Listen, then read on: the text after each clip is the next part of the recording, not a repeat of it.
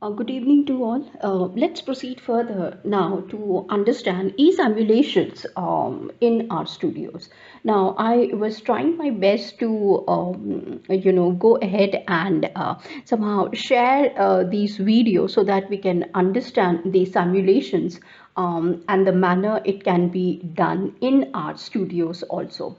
On the other hand, I am already uploaded certain videos wherein I'm trying to showcase simulations which we can do through Python, and one more way in which we can learn to do the simulations is through Julia also. So all the three programming languages are there for us: Python, R, and Julia, and we will see how to go ahead with the simulations, different kind of simulations, at least in some of the areas which are known for us, and how they are going to solve our problem. So I welcome each one of you to the video presentation of mine on e-simulations in our studios. Now, if I go and give you a short introduction, we will see that there are various examples which I'm going to showcase to you, and the manner it has been programmed in our studios also using the R programming language.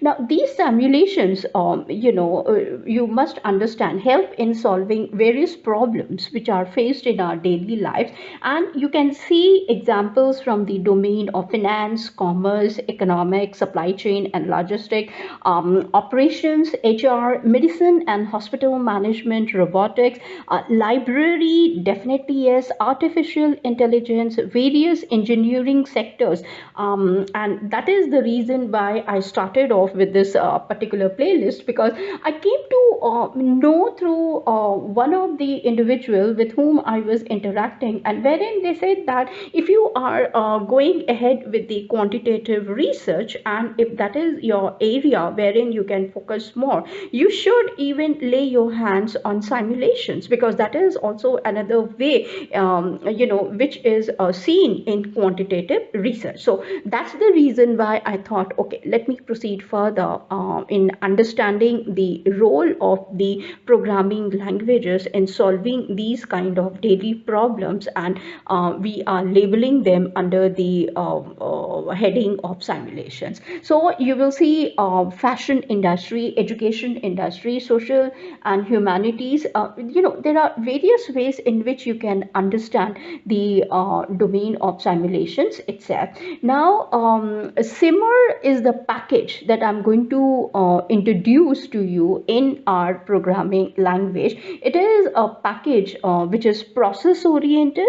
We should understand it very nicely. It is a trajectory based discrete event simulation package. Remember this, and that's why I have highlighted it in the bold words to showcase to you that yes, this is the discrete event simulation that we are talking about, and it is trajectory based. Now, what exactly is trajectory based, I'll be explaining to you later on. However, try to understand right now that it is trajectory based, and we would be focusing more on discrete event simulation, or DES package for R.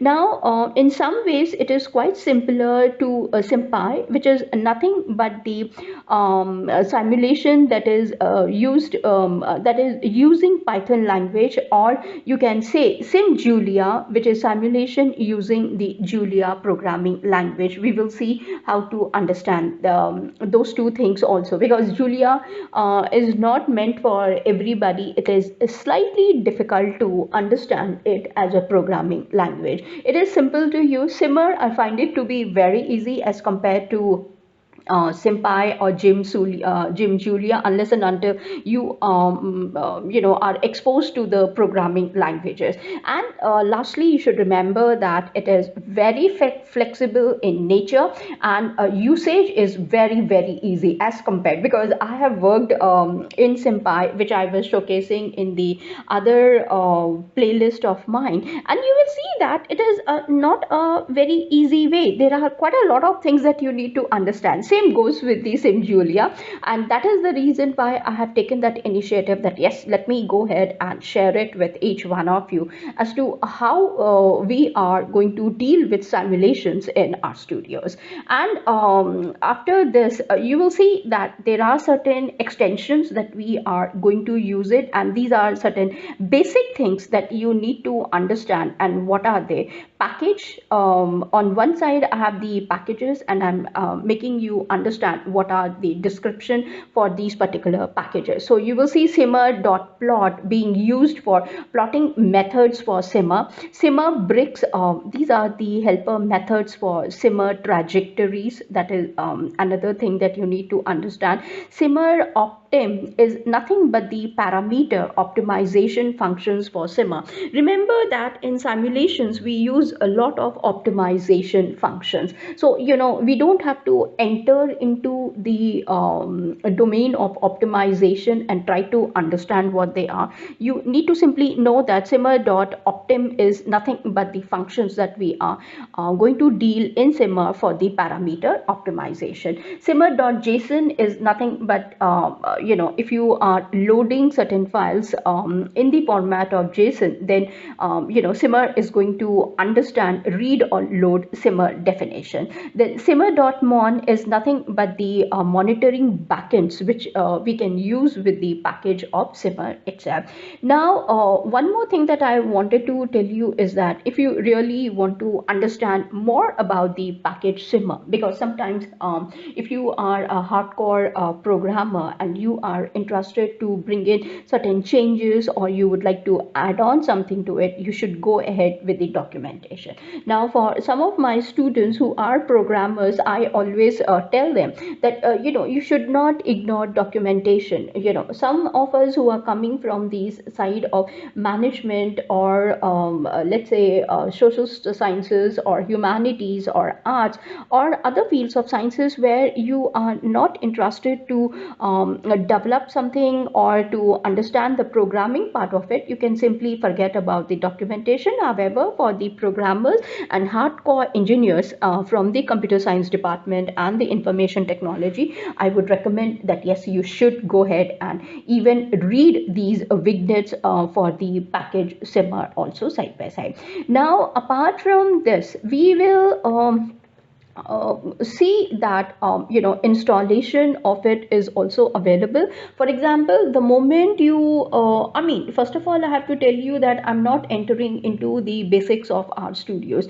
Now the moment you open the R Studios, you go ahead and update with the installation of the packages. That the first thing, you can go ahead and key the word install.packages, and within the brackets and within the double quotes you can write simmer and just run it, and you will see that the package has been installed in your environment of the R Studios.